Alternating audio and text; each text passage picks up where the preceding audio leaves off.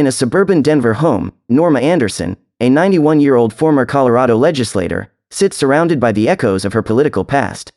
Nearly 2 decades after leaving the Colorado legislature, she remains tethered to the state's statutes, keeping a copy in her home office. In her purse, a pocket constitution is a constant companion, and a slightly larger copy adorned with images of the Founding Fathers sits on a table in her sitting room.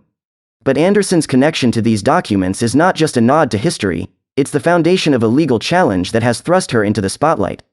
The unlikely face of a Supreme Court case, Anderson has joined a lawsuit seeking to prevent Donald Trump from running for president again, invoking the 14th Amendment and alleging his involvement in the January 6, 2021, Capitol attack. Anderson's political journey is storied.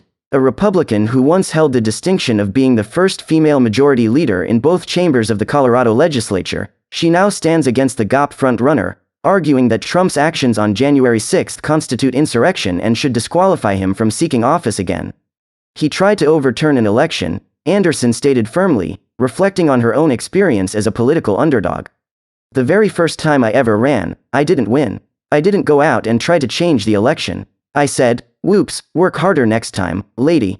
The stakes are high as the Supreme Court prepares to hear the case, which challenges Trump's eligibility for the 2024 election. A ruling in Anderson's favor could reshape American politics by preventing the former president from continuing his campaign. However, regardless of the outcome, the decision is bound to stir discontent in an already polarized electorate. The crux of the lawsuit lies in the 14th Amendment, specifically Section 3, designed to prevent individuals who engage in insurrection from holding office. Anderson, supported by Citizens for Responsibility and Ethics in Washington, CREW, argues that Trump's role in the Capitol attack makes him ineligible to appear on Colorado's primary ballot. While legal experts consider the case a long shot, it underscores the deep ideological divides within the country. Some conservative scholars argue for Trump's ineligibility, while liberals debate whether defeating him at the ballot box is the preferred course of action. Anderson is not alone in her challenge. 5 other Republican and independent voters have joined the cause, including a former Republican member of Congress, a teacher, a former deputy chief of staff to a Republican governor, and a conservative columnist.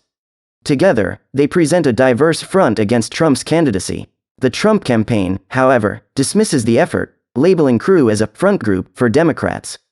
Trump's spokesperson, Stephen Chung, asserts that legal attempts to remove Trump from primary ballots in other states have failed and expresses confidence in a fair ruling from the Supreme Court. Norma Anderson's journey from a Republican luminary to a plaintiff challenging her party's front-runner highlights the complexities of modern politics. Raised in the Republican tradition of fiscal restraint and strong national defense, Anderson's break with the party in 2018 over concerns about Trump's leadership reflects a broader ideological shift within the GOP. As the Supreme Court prepares to make a historic decision with potential ramifications for the 2024 election,